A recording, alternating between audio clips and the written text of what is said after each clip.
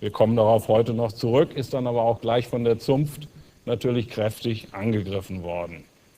Professor Sinn verfügt über zahlreiche Auslandserfahrungen, zum Beispiel in Stanford, Princeton, Jerusalem, Oslo. Er hat zahlreiche Ehrenämter gehabt und noch zum Teil inne. Ab diesem Jahr habe ich gelesen, Präsident des renommierten International Institute of Public Finance. Er scheut sich aber nicht, sich immer wieder in die politische Diskussion hier sehr konkret in Deutschland einzumischen. Und deshalb freuen wir uns, auch Sie hier zu haben, Professor Sinn.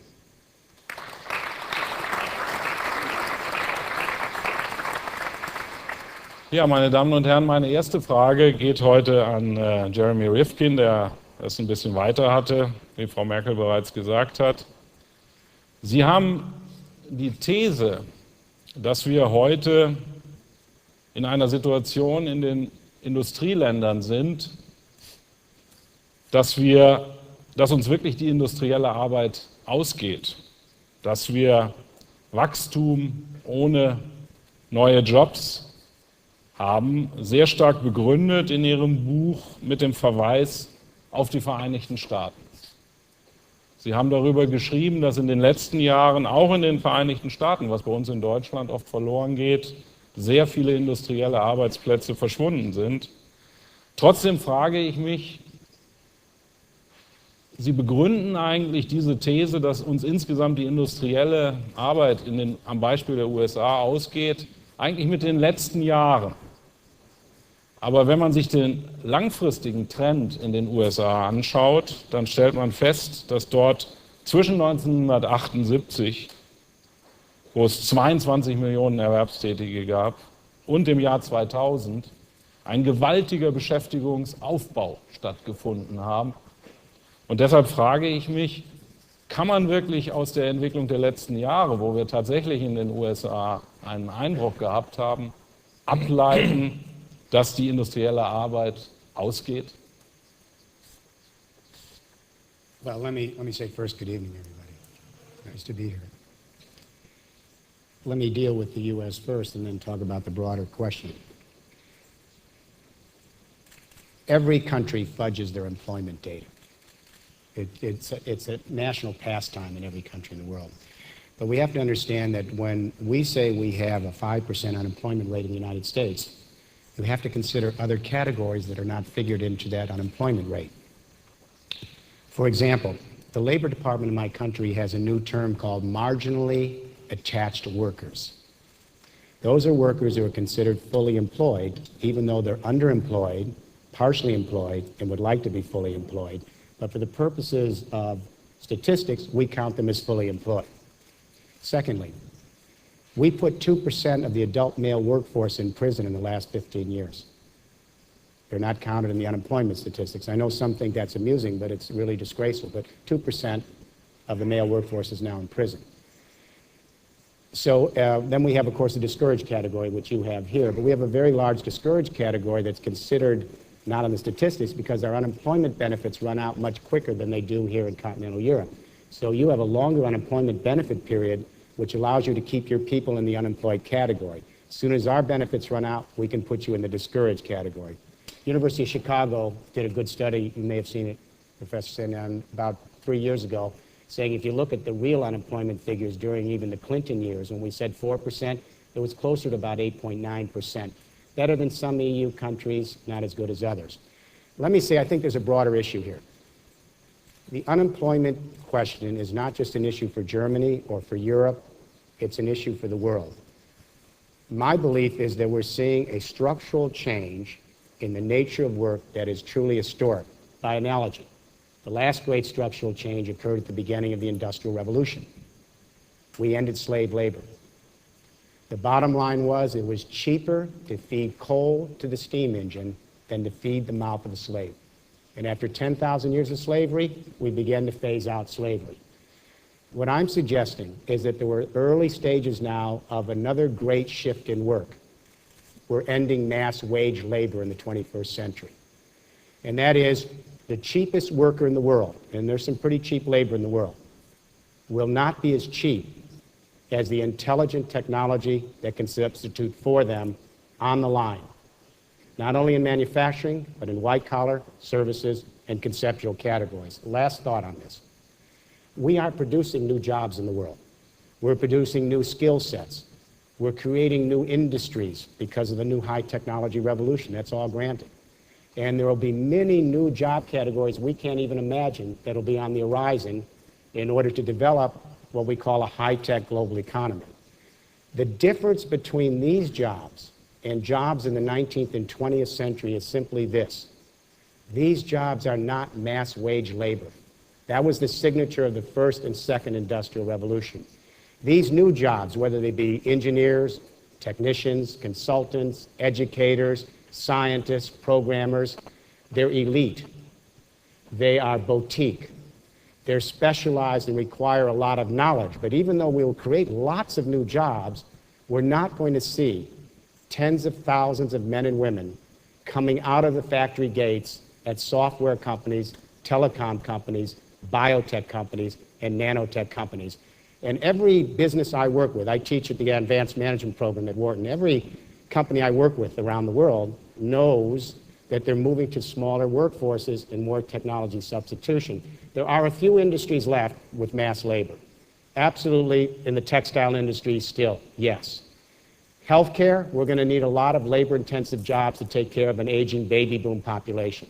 Cultural industries, there's employment opportunities still there.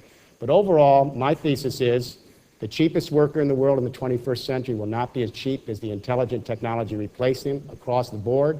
And this is a great renaissance, an opportunity. We can finally get rid of toil in the marketplace. The reason we're so scared of this, we can't imagine what a human being would do if they weren't making goods and services and being paid to do that in a market setting. So I believe that this is a great historic opportunity and probably the greatest triumph of capitalism, that we can end mass wage labor and begin to rethink what human beings do to judge their time and their worth and their value on this planet. And we need to begin the discussion sooner rather than later. Professor Rifkin, ich möchte an einem Punkt doch nochmal nachhaken, weil Sie haben jetzt gesagt, naja gut, es gibt verschiedene Statistiken und Sie haben dann sehr schnell über die Arbeitslosigkeit gesprochen, die man, glaube ich, tatsächlich in den USA anders definiert als bei uns in Europa, richtig. Aber wenn ich mir die geleisteten Arbeitsstunden in den USA anschaue, so kann ich keinen Trend sehen in allen Statistiken, die ich gefunden habe, die zeigen, dass die Arbeit ausgeht. Well, as I said, I think if you look at real unemployment in the United States, it's about 8.8 to 8.9%. That is, if you count the people that are in prison, 2%, right there, that comes up to 7%. There's no other country in the world that has anywhere near 2% of their adult male population out of the workforce because of incarceration. Nowhere. Secondly, this marginally attached worker is a very convenient way of taking people who have been moved into flex jobs that are temporary, underemployed, and still counting them as fully employed. And third, I think the unemployment benefit is a big issue. We simply take our people off unemployment benefits quicker than you and can put them in the discouraged category. So if you're suggesting to me, yeah, there are new jobs being created in the US, of course. There's new jobs being created in Germany. There's new jobs created all over the world.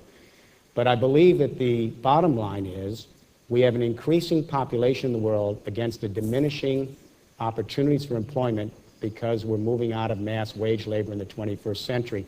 I have seen, as I'm sure Professor Sinn is, I have seen in the pipeline, MIT pipeline and other universities that are dealing with high-tech opportunities, tremendous technology substitution coming in 2 years, 3 years, 4 years, 5 years, 10 years, that takes my breath away.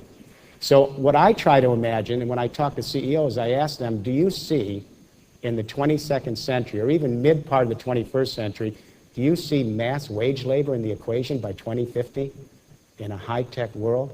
Or do you see more small, boutique, specialized workforces? With the exception of the culture industries and the health industries, almost to a person, the businesses I work with see smaller workforces. The economists still talking about upgrading skills. And the politicians, and I don't want to step on any toes here of economists here in the audience, but you know, we're still operating under the classical economics of Baptist Say, one of the early economists who basically outlined the notion of productivity. He basically said, productivity, new technology increases productivity. It may destroy jobs by creating new opportunities, but eventually the new productivity makes it cheaper to buy goods and services, and therefore it encourages demand and then increases the ability to create more jobs. That's been the traditional orthodox wisdom of classical and neoclassical economic theory for 200 years.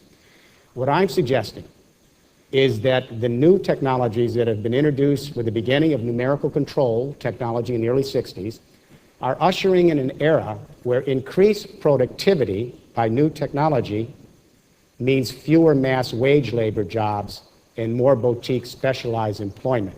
So that we have to continue to increase productivity, but we have to rethink what human beings do. And I hope during the discussion tonight we can talk about a whole series of proposals on how to rethink work both in the marketplace and in non-conventional settings. But Aber I think that's lassen Sie uns erst, Professor Sinn, noch mal bei der Analyse bleiben. Ich glaube, in Deutschland braucht man nicht drüber streiten, das zeigen die Statistiken, dass industrielle Arbeitsplätze zwischen 1995 und 2004 doch im massiven Umfang verloren gegangen sind. Das ist, glaube ich, unter allen Ökonomen mehr oder weniger unumstritten, die Tatsache für Deutschland.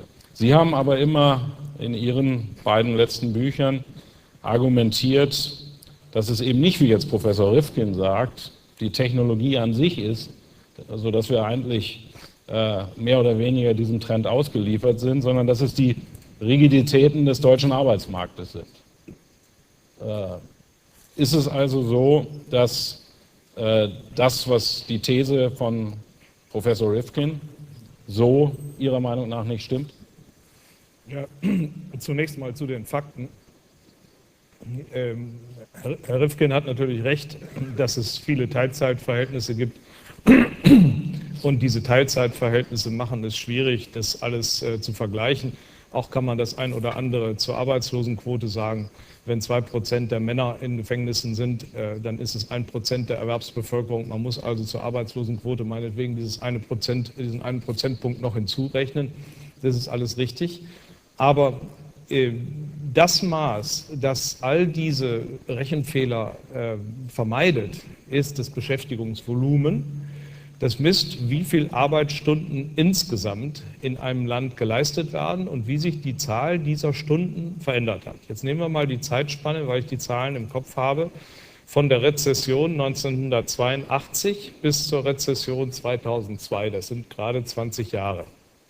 In dieser Zeitspanne hat sich die Zahl der insgesamt geleisteten Arbeitsstunden in Amerika, in den USA, um genau 36% vergrößert.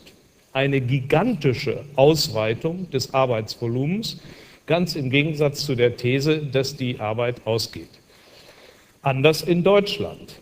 In Deutschland, in Westdeutschland, man kann ja nur Vergleichbares vergleichen, in Westdeutschland hat in der gleichen Zeit das Beschäftigungsvolumen gerade nicht zugenommen, ist aber auch nicht gefallen, absolut null.